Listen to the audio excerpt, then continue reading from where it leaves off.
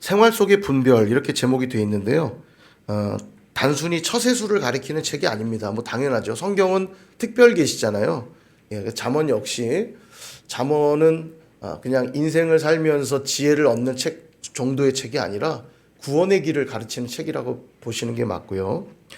그래서 잠언에 지혜라는 단어가 꽤 많이 나오는데 지혜가 의인화되어서 등장하는 표현이 많습니다. 마치 지혜가 살아있는 존재인 것처럼. 그럼 그 지혜는 누구를 가리키는 걸까요? 예, 당연히 예수 그리스도 라고 보시는 것이 맞겠죠. 그래서 지혜가 무엇인가 쭉 잠언이 설명하는데 잠언이 재미난 게 31장까지 돼 있잖아요. 그래서 하루에 한 장씩 읽으면 한 달 동안 잠언의 지혜서를 읽을 수 있도록 의도하고 만든 건지 모르겠지만 참 그래요. 그리고 전도서는 12장이거든요. 전도서는 한 달에 한 장씩 읽으면 1년 12달, 하루 한 달 31일. 잠언 전도서는 이렇게 맞춰서 읽을 수 있는 것 같아요. 그래서 참 좋은 것 같고요. 그래서 이제 잠언에 보면은 지금 화면에 여러분 갖고 계신 노트에 있는 것처럼 제가 이걸 보고 조금 설명을 드리도록 하겠습니다. 예, 지금 보시면 1장부터 9장까지 젊은이에게 주는 잠언 이렇게 제목을 타이틀을 달 수 있는데요. 저자가 누구냐면 다윗의 아들 솔로몬이라고 이야기를 합니다. 솔로몬이 저자로 보이고요. 10장부터 24장까지는 전부 다 솔로몬이 쓴 건 아닙니다. 10장부터 24장을 보면 솔로몬의 잠언인데요. 25장부터 29장까지는 솔로몬의 잠언은 솔로몬의 잠언인데 이 솔로몬이 했던 잠언을 가지고 히스기야 왕의 신하들이 편집한 내용들이 들어가 있어요. 25장부터 29장은 솔로몬의 잠언은 잠언인데 그래서 비슷한 내용들이 꽤 많이 등장합니다. 앞에 했던 얘기가 또 뒤에 나오기도 하거든요. 편집됐기 때문에 그런 것이고요. 30장은 아굴이라고 하는 사람의 잠언이라고 나오고요. 31장은 르무엘 왕이 자신의 어머니가 해준 잠언을 수록해두고 있습니다. 르무엘 왕이 누군가 뭐 여러 견해들이 있는데 전통적으로는 솔로몬일 거라고 보는 견해들이 많이 있습니다. 그러면 솔로몬의 어머니라면 글쎄 뭐 누구 바세바일까요? 예. 근데 보면 여인에 대한 현숙한 아내, 현숙한 여인에 대한 그런 이야기를 쭉 하는데 이따 조금 자세하게 보도록 하겠고요. 잠언의 이 문학적 구조와 구성, 여러분 갖고 계신 책에도 정리되어 있는 건데요. 화면에 다시 한번 정리를 한 겁니다. 보시면 솔로몬 제1모음집은 말 그대로 솔로몬이 쓴 잠언들이 그냥 정리되어 있는 겁니다. 1장부터 24장까지 그렇고요. 솔로몬 제2모음집이라는 거 아까 말씀드렸다시피 솔로몬의 잠언을 히스기야 왕의 신하들이 편집한 게 수록되어 있는 거예요. 솔로몬의 잠언은 잠언인데 그래서 그렇게 구분이 되고요. 부록처럼 들어와 있는 잠언이 바로 아까 보신 대로 아굴의 잠언, 르무엘의 말씀. 정확히 말하면 르무엘 어머니가 한 얘기를 르무엘 왕이 한 거죠. 예, 그렇게 전체적인 구조가 되어 있습니다. 성경에 보면 여호와를 경외하는 것에 대해 이야기한 대목들이 몇 곳 나옵니다. 욥기에도 나오고요. 욥기에서는 여호와를 경외하는 것은 지혜의 근본이다. 그리고 악을 떠나는 것이다. 이렇게 얘기하거든요. 그 다음에 시편에서도 이야기하기를 111편 10절에 지혜의 근본이고 계명을 지키는 것, 훌륭한 지각 가진 것. 그 다음에 잠언에도 나오죠. 잠언 1장 7절에는 여호와를 경외하는 것은 지식의 근본이고 9장 10절에선 지혜의 근본이고 거룩하신 자를 아는 것이 명철이니라. 이런 얘기들을 하십니다.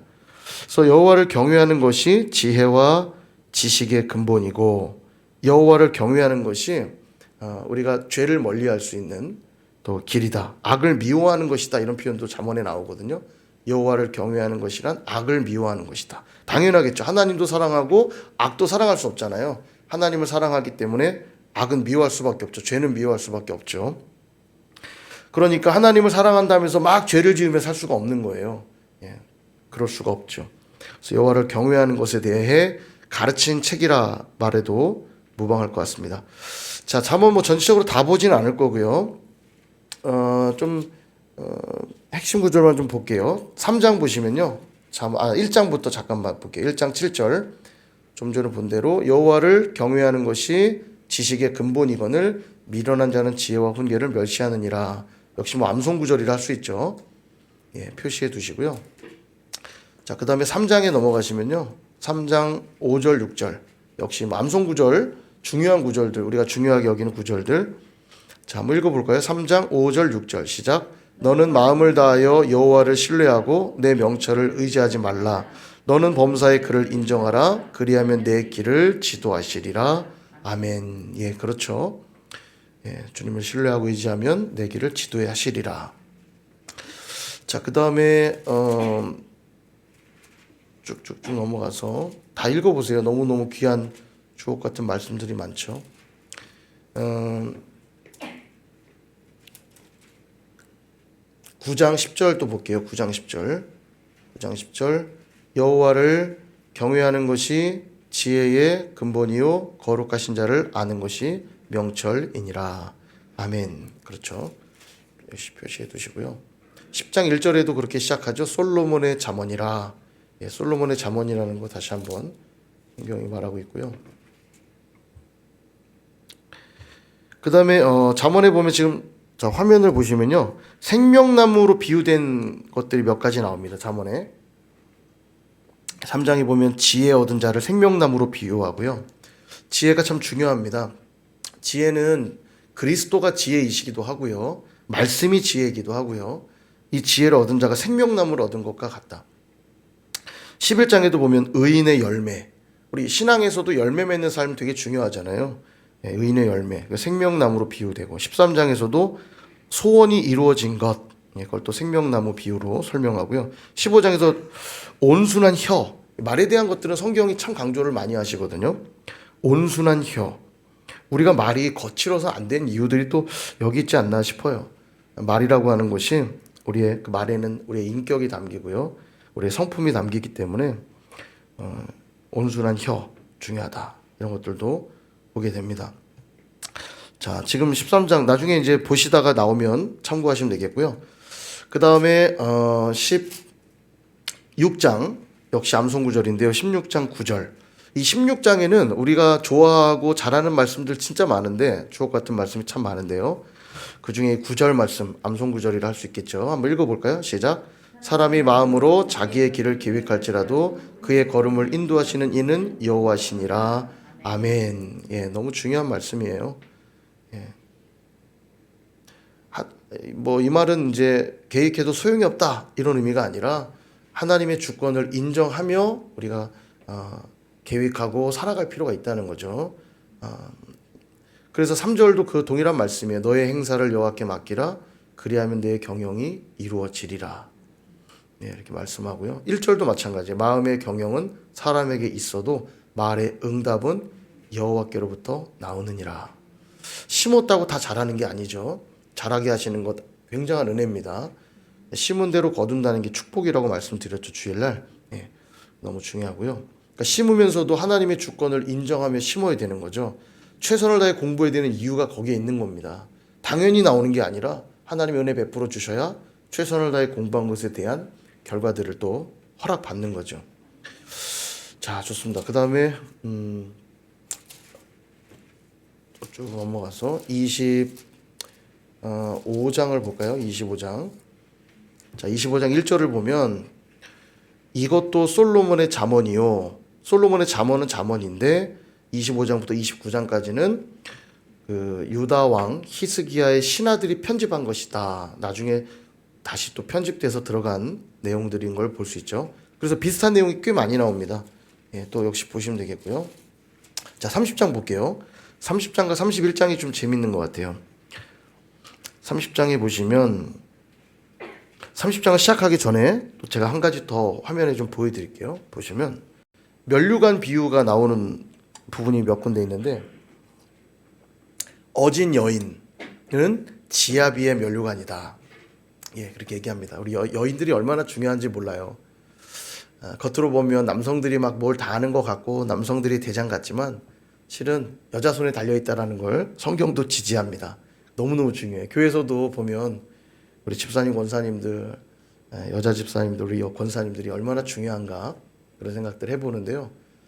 그 여인들의 어짐이 지아비의 면류관이다. 아주 공감이 되고요.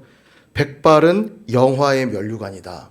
그래서 어르신들이 참 중요합니다. 어르신들이 가진 인생의 경험들, 그런 지혜들이 백발이라고 표현이 되어 있는데요. 말하자면 그들이 의롭고 옳은 길을 걸어서 나이가 들면 그 백발은 영화의 면류관이라는 얘기예요. 그러니까 인생을 지혜의 길로 걸어왔던 그 어르신들의 그 발자취들, 그 어르신들의 그 인생의 내용들이야말로 영화의 면류관이다. 우리 어르신들을 공경해야 될 이유가 여기에 있죠. 그 다음에 손자는 노인의 면류관이다. 이것도 참 맞는 것 같아요. 그죠? 우리 이제 손자를 두신 할머니들이 많이 계신데 동의되지 않으십니까? 예. 예, 그렇습니다. 자, 30장 이제 볼 텐데, 보기 전에 요거 하나 더 볼게요. 여호와께서 싫어하시는 옌 7가지가 있다. 잠언 6장에 보면 이런 게 나오거든요. 잠언 6장에 하나님이 싫어하시는 게 뭐냐? 잠언이 가르쳐 주시는 건데요. 교만한 눈, 예. 거짓된 혀, 그다음 무죄한 자의 피 흘리는 손, 악을 꾀하는 마음, 악으로 달리는 발, 거짓 증인, 형제 사이의 이간, 이런 것들을 하나님이 정말 싫어하신대요.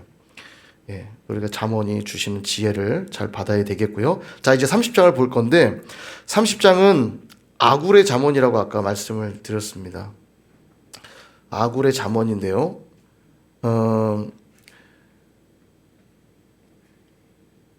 자, 이게 어디를 보시냐면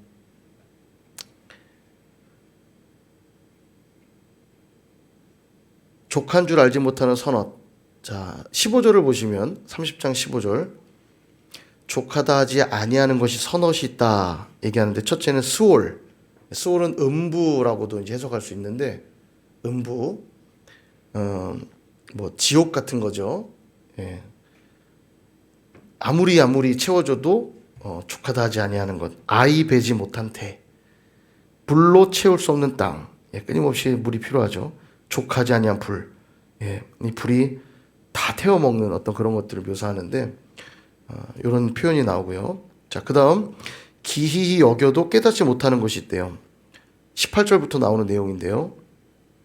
보면 독수리의 자취. 예, 굉장히 높은 곳에서 날아다니는 독수리가 어떻게 이동하는지를 알 수 없다는 얘기죠. 반석 위로 기어다니는 뱀의 자취. 예, 뱀 역시 어디로 어떻게 다니는지 알 수 없고, 바다 위를 다니는 배의 자취. 배도 그렇죠. 기록을 남기지 않으니까. 그 다음 남녀가 함께한 자취. 예, 그렇죠. 그 다음에 음녀의 자취. 이런 것들이 기히 여겨도 깨닫지 못하는 것이다. 잠언이 우리에게 말하고요. 자, 그 다음에 21절부터 나오는 세상을 진동시키며 세상이 견딜 수 없게 하는 것 선엇이 있다. 예, 읽으면서 공감이 참 돼요. 첫째는 종이 임금된 것. 예, 견딜 수 없어요. 그 다음 두 번째, 미련한 자가 음식으로 배부른 것. 예, 그 다음에 미움받는 여자가 시집 가는 것. 예, 그 다음 네 번째, 여종이 주모를 이은 것. 예, 이런 표현이 나오고, 그 다음 24절부터 나오는 땅에 작고도 가장 지혜로운 것 넷. 이거 제가 한번 설교한 적이 있는데, 먼저 나오는 게 개미. 개미는 왜 지혜롭냐면 힘이 없지만 먹을 걸 여름에 준비하기에 예, 개미의 지혜로움. 그 다음 사반이라고 나오죠. 사반. 바위 사이에 집을 짓고 사는 사반. 약하지만 바위 위에 집을 짓고 살기 때문에 안전하다는 거죠. 메뚜기, 임금이 없지만 대장이 없어도 항상 떼를 지어 다니기 때문에 이 메뚜기 떼의 무서움은 어마어마하죠. 그것이 지혜다 말하고, 그 다음에 손에 잡힐만 하지만 왕궁에 있는 도마뱀. 이게 뭐 우리 사회에서는 이해가 잘 안 되지만 도마뱀이 이렇게 일반적으로 보이지 않기 때문에, 그러나 조금 더운 지방에 가면 도마뱀이 진짜 많거든요. 집안에 그냥 밥 먹다가도 뚝뚝 떨어지는 게 도마뱀이에요. 그냥 목욕하다 보면 옆에 벽에 막 붙어 있고 막 이러잖아요. 익숙하지 않은 사람들은 막 징그러워서. 크기도 작은 거부터 막 종류별로 이렇게 다양한데, 그 나라 사람들에겐 하나도 이상한 게 아니거든요. 도마뱀이 그러니까 왕궁은 아무나 출입할 수 없는 곳인데 도마뱀은 왕궁 출입이 자유롭습니다. 예, 뭐 이상하게 안 보니까요. 그 지혜라는 거죠. 그렇습니다. 우리가 왕의 보좌 앞에 늘 나아갈 수 있다는 게 특권이고요. 왕의 보좌 앞에 늘 나아가는 게 지혜입니다. 예, 지혜예요. 자, 그런 걸 배우게 되고요. 그 다음에 잘 29절부터 나오는 잘 걸으며 위풍 있게 다니는 것 선엇이 있다. 자, 위풍 있는 것 첫 번째 사자. 사자야 뭐 설명드리지 않아도 사자의 그 자태는 멋있죠. 정말 쫙 발기를 날리며 보면 멋있습니다. 그 다음 사냥개. 사냥개도 굉장히 용맹하죠. 예, 용맹하고. 그 다음에 순념소. 순념소 뭔가 싶은데 예전에 제가 다큐를 보니까요. 그 염소가요. 순념소가 이렇게 산의 비탈, 기슭 같은데 정말 좀만 헛디디면 떨어질 것 같은데 그 좁은 그 바위 언덕길을 그 기어 올라가더라고요. 이 순념소가 위로 올라가는 성향이 있답니다. 올라가서 뭐 풀 뜯어 먹기도 하고 하는데 여기서 아마 그런 걸 묘사하는 것 같아요. 순념소에 위풍이 있다라는 건 하늘을 향해 이렇게 그 비탈, 위험한 비탈길을 당당하게 이렇게 올라가는 모습 묘사하는 것 같고요. 그 다음에 왕, 위풍 있는 거 왕이죠. 어쩌면 우리 그리스도인들이 살아가야 되는 모습이 이런 모습들이어야 될 겁니다. 우리가 하나님을 믿어 하나님의 자녀가 되었고 왕의 자녀가 되었잖아요. 왕자들, 공주들이 되었잖아요. 우리는 위풍이 있게 살아야 되는 사람들입니다. 세상을 살면서 귀주가 살지 않고 두려움에 쫓겨 살지 않고 위풍당당하게 살아야죠. 사자처럼, 사냥개처럼, 적을 보고도 막 짖을 수 있는 사냥개처럼, 순념소처럼 하늘을 향해 아무리 그 길이 좁고 위태로워도 하늘을 향해 당당히 올라가는 순념소의 모습, 또 왕의 자녀답게 왕의 모습으로 살아가야 되지 않나 하는 생각하게 되고요. 자, 그 다음 31장인데요. 31장 마지막 르무엘 왕이 말씀한 바, 르무엘 왕이 말은 했지만 그는 어디서 이 지혜를 얻었냐면 그의 어머니가 훈계한 잠언이다. 어머니가 한 잠언을 르무엘 왕이 말한 거죠. 여기 보면 이제 여인들에 대한 이야기들을 많이 하는데 10절부터 보면 현숙한 아내에 대한 이야기 합니다. 그래서 그 중에 10절을 보면 누가 현숙한 여인을 찾아 얻겠느냐? 그의 값은 진주보다 더하니라. 진주보다도 더 귀한 게 현숙한 여인이래요. 여기 지금 대부분이 아니라 다 여성분이신 것 같아요. 전사님 빼고 저랑 전사님 빼고 진짜네. 남자들이 씨가 말랐네. 우리 교회 이 자리에 계신 여러분들은 현숙한 여인이신 줄 믿습니다. 이 현숙한 여인이 진주보다 더 귀해요. 정말 얼마나 귀한지 모릅니다. 말 한마디라도 그 말은 살리는 말을 할 줄 알며 돕는 말을 할 줄 알며 위로하는 말을 할 줄 알며 또 필요한 부분을 섬길 줄 알며 현숙한 여인이 많을수록 우리 선일교회는 더 복되겠죠. 여러분들이 있어서 선일교회는 복된 교회인 줄 믿습니다. 동의 안 하는 거 보니까 아닌 것 같아요. 옆에 계신 분에게 당신은 현숙한 여인입니다. 믿음으로 선포해 주시기 바랍니다. 당신은 현숙한 여인입니다. 사모하세요. 영적인 현숙한 여인 되셔야 돼요. 왜냐? 자, 왠지가 중요해요. 자, 31장 30절에서 31절 제일 마지막 두 절 말씀 한번 읽어볼까요? 시작. 고운 것도 거짓되고 아름다운 것도 헛되나 그 손의 열매가 그에게로 돌아갈 것이요 그 행한 일로 말미암아 성문에서 칭찬을 받으리라. 아멘. 여호와를 경외하는 여자가 칭찬받는데요. 고운 것, 아름다운 것 다 헛되는데 여호와를 경외하는 여자는 칭찬을 받는데요. 정말이고요. 자, 근데 이게 궁극적으로 잠언이 우리에게 그럼 가르쳐주는 교훈은 무엇인가? 여러분, 여기 여인이라고 하는 개념을 우리가 이제 영적으로 굳이 해석한다면 늘 신부된 교회로 이해할 수 있겠죠. 저와 여러분도 신부된 교회잖아요. 그리스도의 신부들이잖아요. 오늘 우리가 지향해야 될 자리가 어디냐면 곱고 아름다운 자리가 아닙니다. 현숙한 여인의 자리에 있어야 되죠. 여호와를 경외하는 여인이 현숙한 여인이고 그들이 칭찬을 받는데요. 그게 교회입니다. 교회의 모습이어야 돼요. 교회가 늘 잃지 말아야 되는 모습, 여호와를 경외함. 이것이야말로 교회를 교회되게 하는 가장 아름다운 모습이라는 것 기억할 필요가 있고요. 정말로 하나님을 잘 섬기고 하나님을 늘 의지하는 그런 분들을 보면 가장 값지고 귀해요. 가장 사랑스럽고요. 예, 그리고 그들이 결국 하나님 앞에 칭찬을 받을 것입니다. 예, 그래서 늘 기억하시면 좋겠고요. 자, 우리 전도서 넘어갈게요. 자, 전도서는 주제를 보면 인생의 허무함 뭐 이렇게 적혀 있죠. 허무함을 강조한다는 건 뭐 인생이 허무하니까 살아도 소용없다, 의미 없다 이런 어떤 허무주의를 가르치는 책이 아닙니다. 인생이 허무하다는 게 정확히 말하면 헤벨이란 단어인데 텅 비었다는 뜻이에요. 인생이 텅 비었다. 텅 비었다. 어떨 때 텅 비냐면 하나님이 함께 하시지 않는 인생은 텅 비었다는 얘기를 하고 있는 거죠. 전도자인 이 1절에 다윗의 아들 예루살렘의 왕 전도자의 말씀이라. 이 전도자가 누구냐면 솔로몬이잖아요. 솔로몬은 정말 모든 걸 다 누려본 사람이거든요. 부귀와 영화와 이 땅에서 누려볼 만한 것은 정말 전무후무하게 다 누려본 자입니다. 그가 깨달은 거 그거예요. 모든 것이 헛되고 헛되다. 텅 비었다는 거예요. 이 세상에 잡아보려고 다 해봤지만 잡히지 않는 헛된 것들 뿐이다. 텅 비었더라. 그리고 이제 결론 같은 얘기를 하죠. 우리 마지막 장 한번 볼까요? 12장. 예, 결론 같은 얘기를 합니다. 12장 13절, 14절. 자, 한번 읽어볼까요? 12장 13절, 14절. 시작. 일의 결국을 다 들었으니 하나님을 경외하고 그의 명령들을 지킬지어다.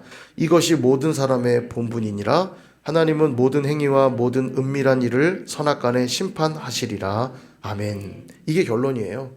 인생에 하나님 아닌 모든 것들은 헛되고 다 텅 빈 것들 뿐이다. 결국 사람의 본분은 뭐다? 하나님을 경외하고 그의 명령을 지키는 것. 여호와를 경외함에 대해서 계속 가르치고 있죠. 잠언도 전도서도. 그리고 마지막 날 은밀한 일을 선악간에 심판하신다는 것. 이걸 기억하고 사는 것이 얼마나 중요한지 몰라요. 그래서 전도서는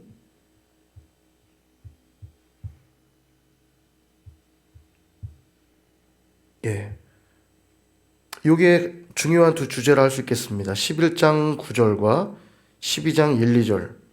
청년이여, 물론 여기 있는 건 그럼 난 청년이 아니니까 나는 해당이 안 되나, 그런 의미는 아니고요.